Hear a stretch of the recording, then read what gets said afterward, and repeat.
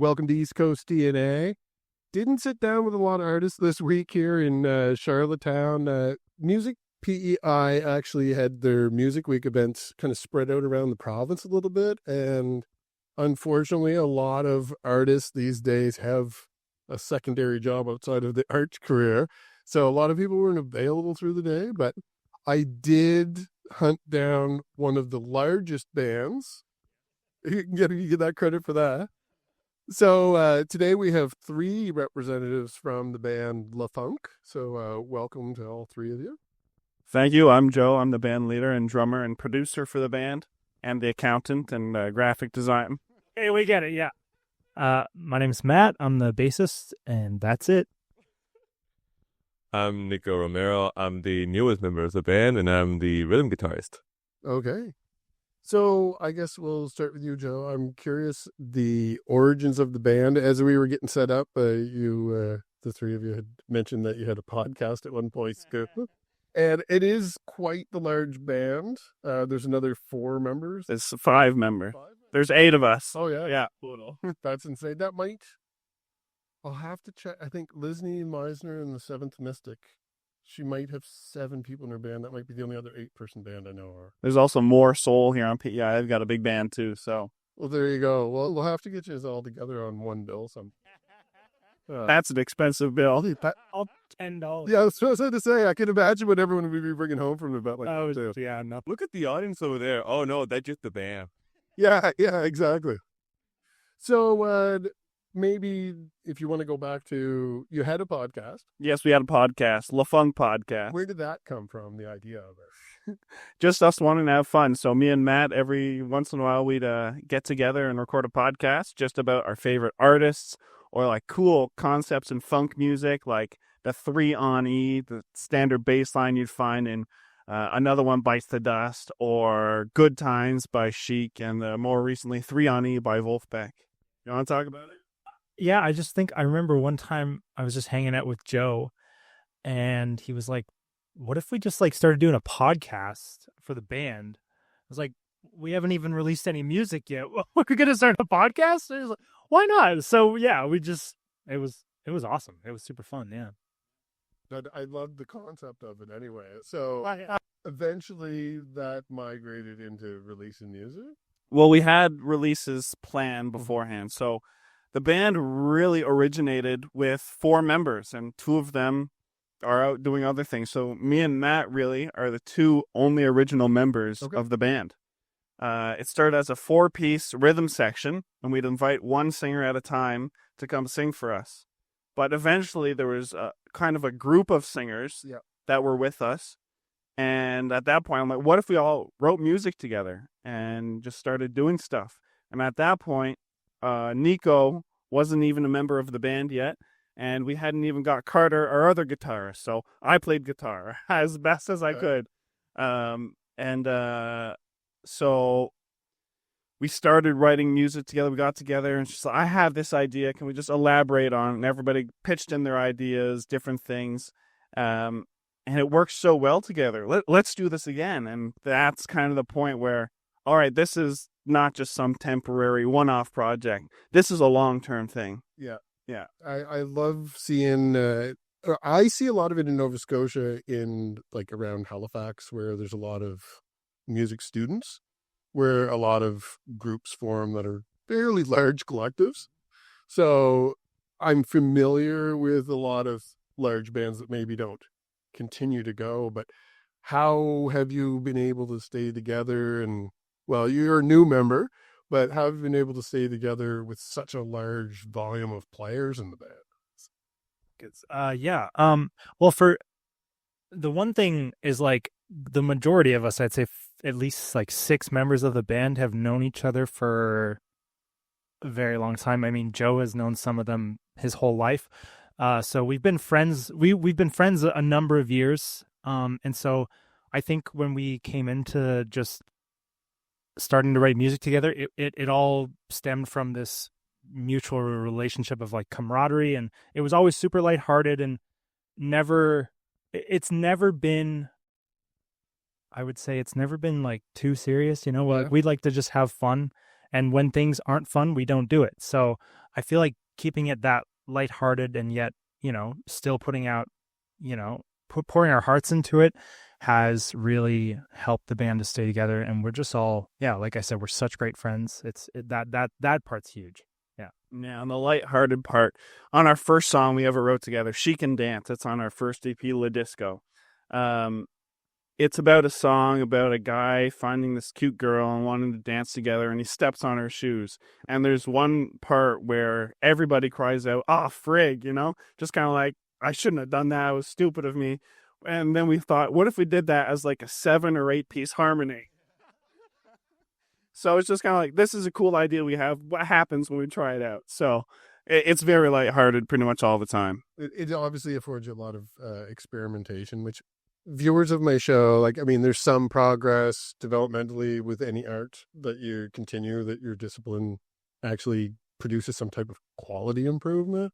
But I know myself as somebody that has the opportunity to try different things within the realm that I operate, that's a little bit of an addiction itself, the experimentation part. So how did you transition then? Obviously getting new members afforded you the opportunity to experiment a little bit with what your role was in the band. But how did you make the transition from playing guitar to being behind a drum kit, yet still kind of leading the band? Well, it was always natural. I was always the leader. Growing up, I was in bands with several of these people, and I was always the bulwark. Like, let's make a band. Let's write music together. And I was always, trying to get people involved. Even when I was like 10, I was trying to make a band for the church we were at, just to play at picnics, anything I could think of. And so a lot of these members I kind of grew as the natural leader of the group. And I was always a drummer. I'm a drummer at heart. But when we had no guitarists, I just had to take that role. Yeah. Nobody else played guitar except me. So it's like, all right, why don't I give it a shot? I'll press record and see what happens.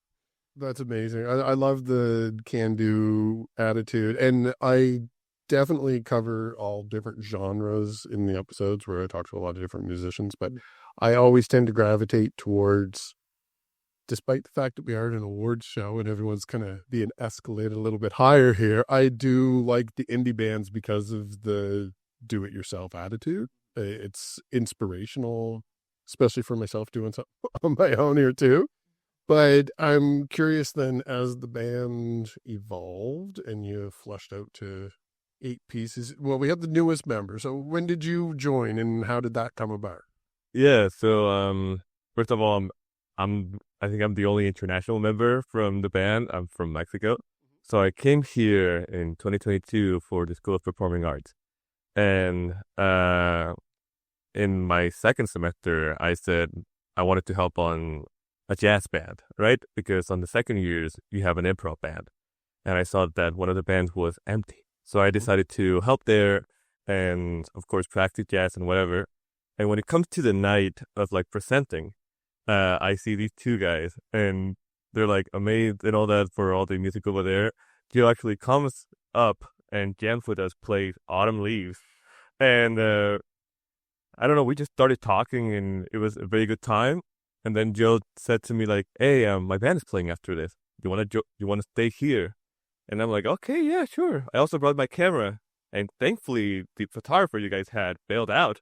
So I ended up taking the pictures for the gig as well. Oh, cool. Yeah. And another thing, that was our first gig, our first live gig. First gig Yeah. Amazing. We had Carter, who I just met by chance at a class at UPEI. We were in a film class together, sat next to him. Hey, how you doing? I'm a social guy. I'm always talking to whoever I'm sitting next to. Hey, how you doing? Oh, good.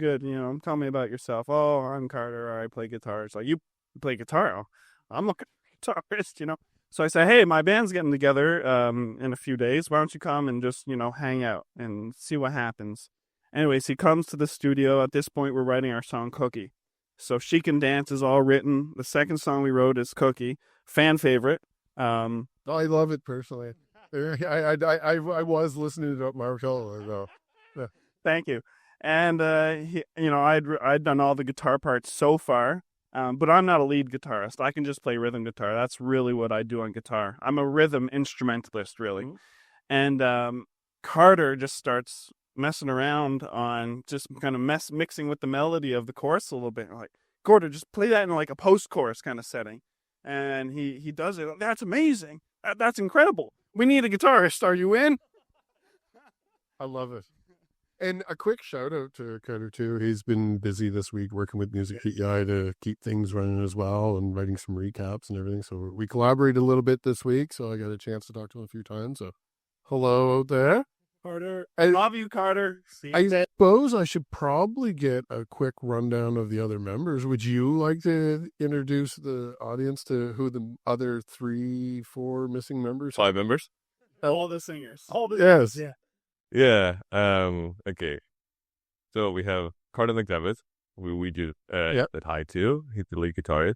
We have Annabelle, who's one of the singers. We have Taylor O'Hanley, who's one of the singers. We have Mary Teresa. What's her name now? Kenny. Mary Teresa Kenny, who's one of the singers. Yeah. And we have Rebecca Brown, who is one of the singers. Yes. Yeah. So 4 singers. you get a nice full chorus, but you get a microphone behind the drum kit too. So I'm not singing.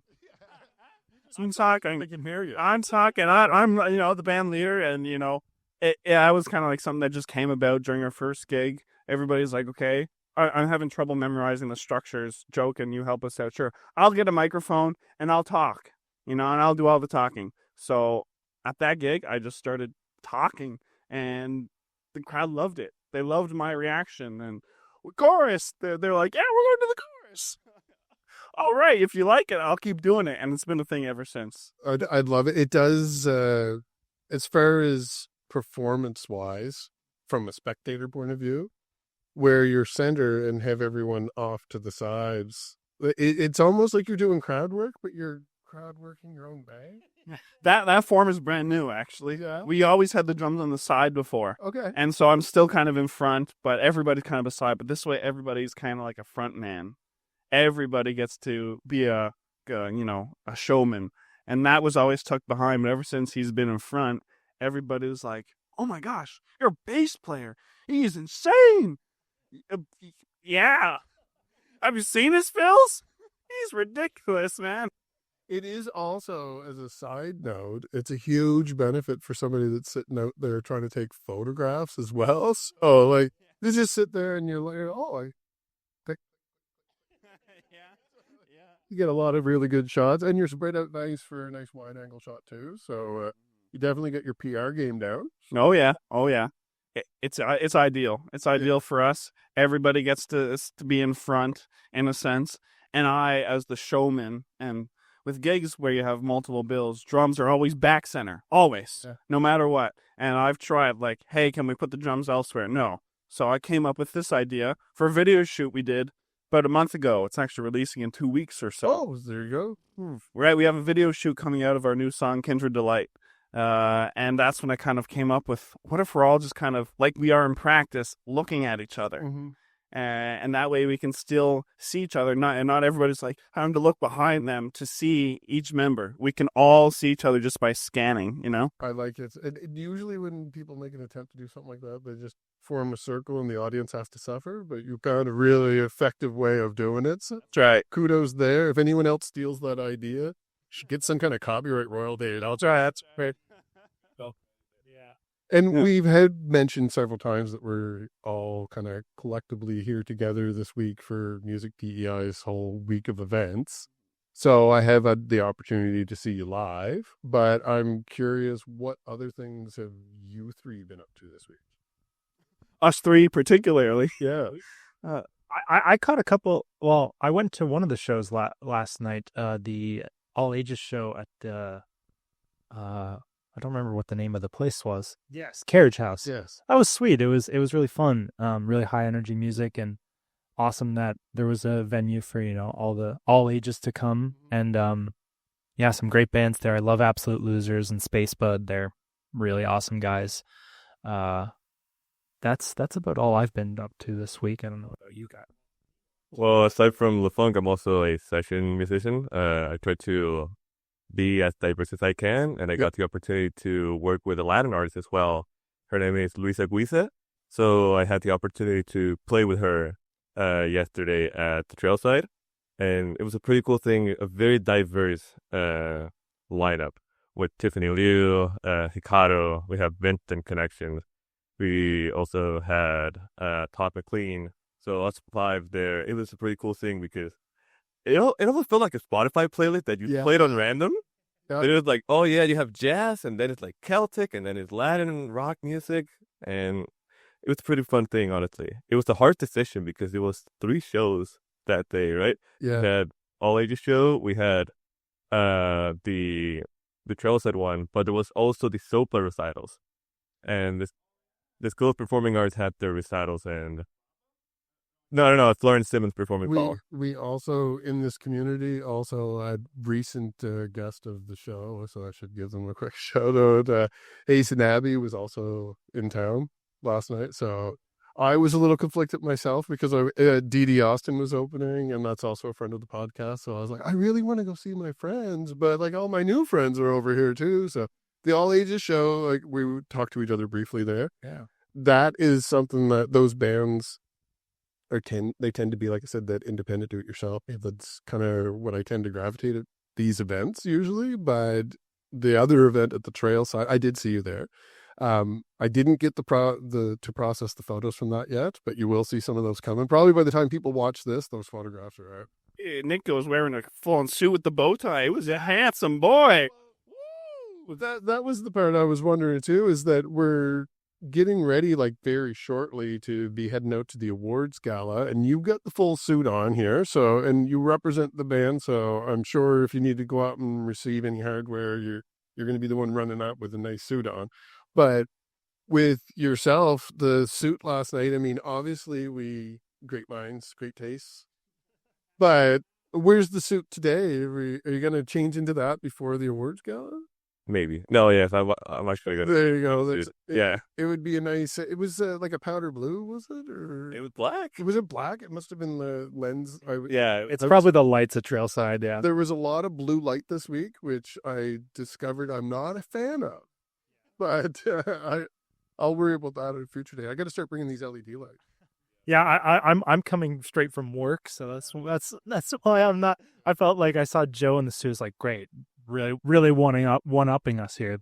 Like, yeah. Yeah, it sounds like that maybe is what you tried. Is that to inspire your bandmates? You try to one-up them the whole time? It's not a thing I try to do. It's just kind of me. I like kind of wearing the crazy outfits. I like the pink suit or something. Yeah. Or I have this shirt that's just like a bunch of different colors. And then if you look at my Instagram, I'm always wearing like these funny looking glasses just because I think it's cool. Oh, yeah, you had the shirt on. The glittery shirt at the show, yeah. I've seen that a few different artists whip those out for live performance. Oh, yeah. I sometimes see them getting ripped off like halfway off the stage. Like they're like, I'm done with this, but it works. It's comfortable. Yeah, it's flashy. It draws attention right where you want the attention. Yeah. You're a nice photograph at that point too. Oh yeah, and all the colors. So besides the awards tonight, when we move into the rest of the real world and Music Week's behind us, what's up for the band in 2025? Do you have plans? Like, is there tours, new music? A lot of stuff. May 27th, Trailside, be there. May 27th at Trailside, we're going to have a show. We're going to have an acoustic set. That's going to be freaking sick. Like, that's going to be amazing. And just a bunch of high energy funk disco music. Our own stuff you've never heard before. Amazing. So there's going to be a lot of fun had that night. We also have a few songs in the working. We have one that we played at our show that was unreleased. It's called Salty Sweet. Oh, I did the title. That's okay. I'll let you spoil it. And then we also are trying to work with Logan Richard on a song. Cool. So we're really trying to push for that.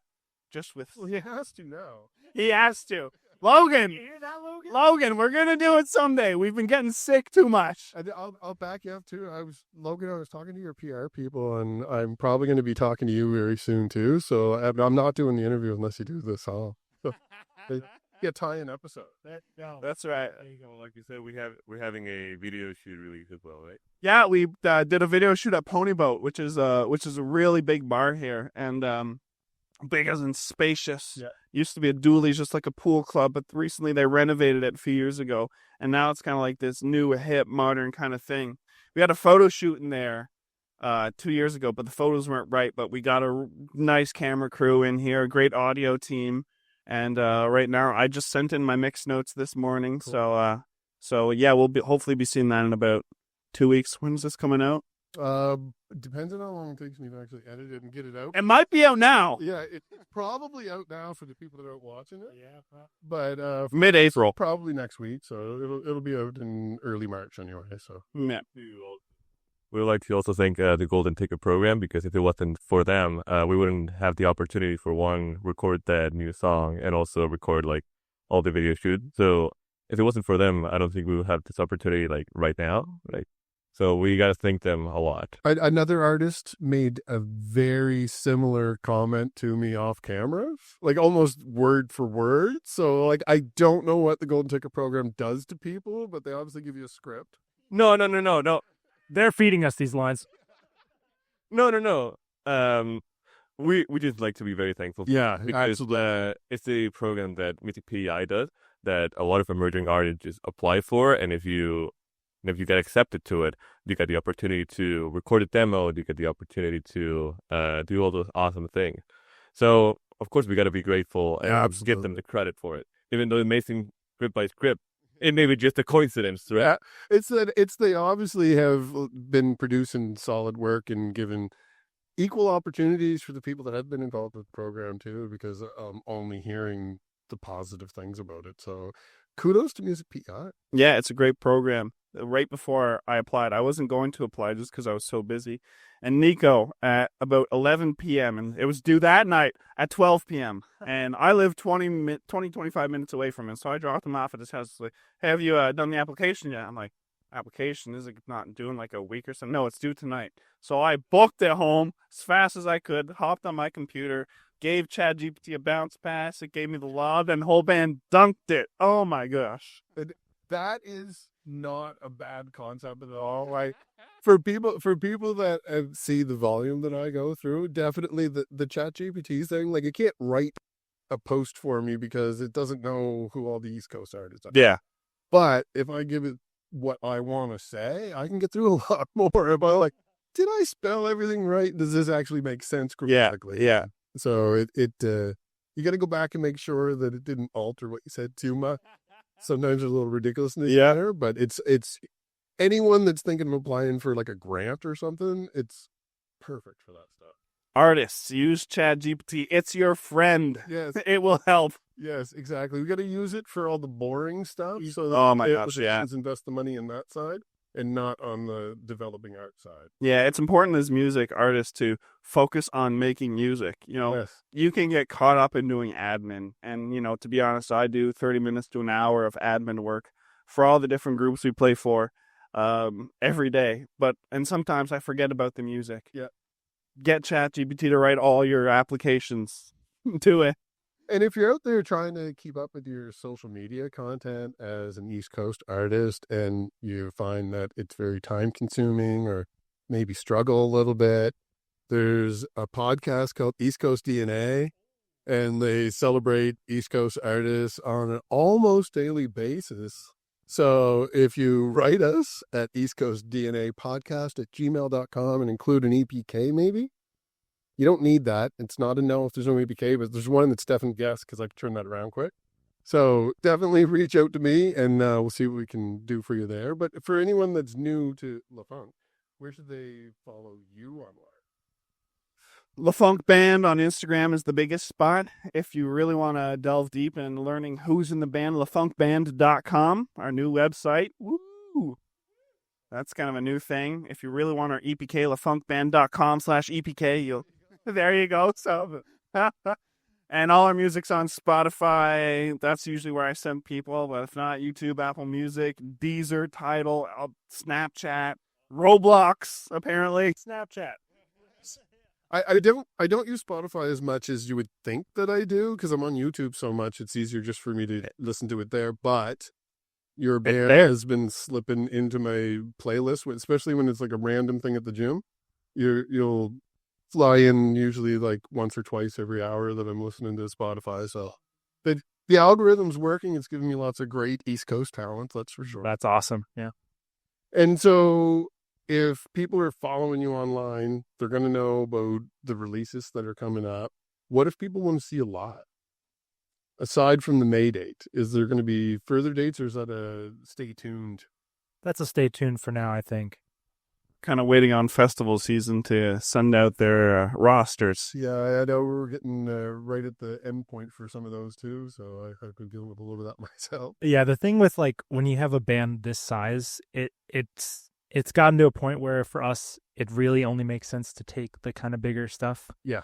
And I don't mean to say that like we're some huge band, but like it's just tough. You can't take like a weeknight, bar gig with 8 people. It's too much time and not enough comes out of it. So, and it's just a lot of commitment for these things. So we tend to stick to the bigger stuff. So yeah, we're just kind of waiting on all that. It does build up a little bit of anticipation from the fan side too. I have a lot of, I had mentioned Halifax bands, but I do have a lot of musician friends back in my hometown in Pictou County that have various, similar to what you're talking about, various configurations where really if you sat down, it's probably like the same like dozen people that are just multiple configurations. Yeah. So I do know that when they have the larger lineups for one of their bands, that's usually a fairly big community event that they're going to play. Once again, like I said, not necessarily because they have a bunch of stuff out there that people are looking for, but it's hard to get everyone together. Well, and that too, just coordinating 8 Yeah. schedules is tough as well. So yeah, exactly. However, we played at the Guild for the Music PEI week. They changed that up recently. It used to be bleachers, and you'd be forced to sit down on chairs, and you'd be looking down at the band. Yeah. But now they've got a riser. Yeah. And so I was always kind of pushing the Guild away, like, it's not for us. We want standing room only kind of stuff. And we draw a very different audience. We don't really like the sit down and watch attitude. We like the festival kind of style where people are standing up and, cramming the front. We love that kind of stuff. And so the Guild is kind of perfect for that now. Yeah, it was. I've been in a few different showcase situations like around the Maritimes now, and it's a smaller room as far as getting people in there, but that intimate feeling was really nice, and I wasn't distracted at all by anybody that was watching it. Mhm. I was 100% focused on who was on stage, and to your point, like having that riser, then with everyone seated, like. I imagine from your perspective, it's almost the same as being on a stage and people standing. Like, Yes. Yeah, and on those opportunities that we've had where people are just standing up, I remember Moulin Bazaar and Canada Day, we've had the opportunities where the audience is standing. Moulin Bazaar was pretty cool because even though we're all at the same level, the audience still had the opportunity to dance to our music. And Canada Day, it was pretty cool because it was an all ages show as well. So you had kids, you had families all over, and yeah, just everybody having a good time. It really means a lot. yeah. No, I love the good vibes that the band gives off too. So I can only imagine in a more like a bigger open festival that you would have that. I think in my recap from the other night too, I actually said like a get up and dance type sound to it too. So I definitely would love to experience that myself in the future. So I'll be following you along online. I do have one kind of final question because I know we have to all get ready for the gala, but the band name where it's Lefunk and La Disco was the album that you referenced too. Yeah. Where's the French connection? Is that just also having fun, or is there some kind of Acadian root in one of the artists that are involved? Well, I initially conceived it as a fun thing. It was never intended to be a French thing. Sure. However, I am a French teacher.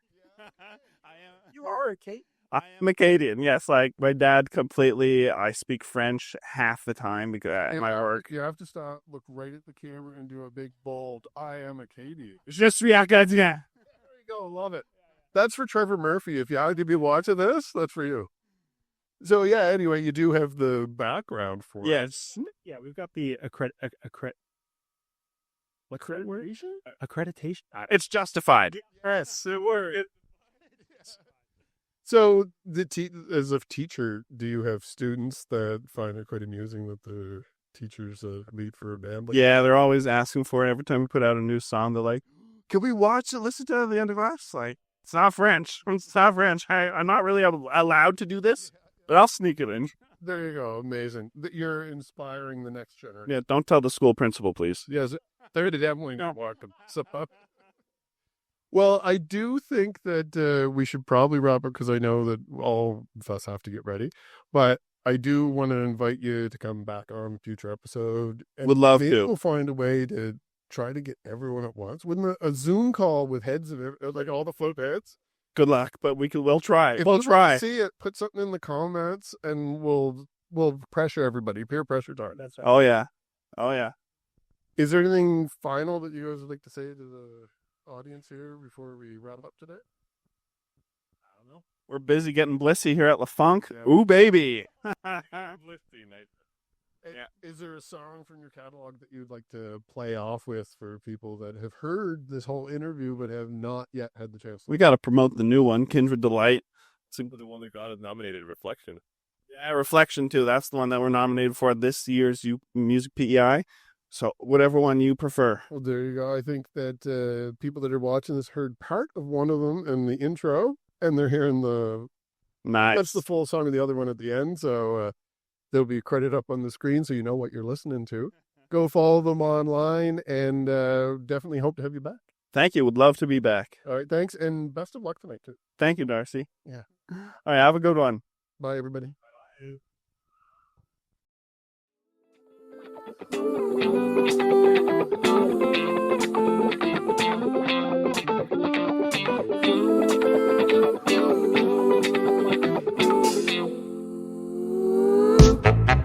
Find myself on the dance floor, I'm spinning around. Wander lost in the moment, lost in the crowd. Shine that light in my direction. Look in your eyes, tell me more lies, 'cause you and I, we come alive, feeling the vibe, kindred delight.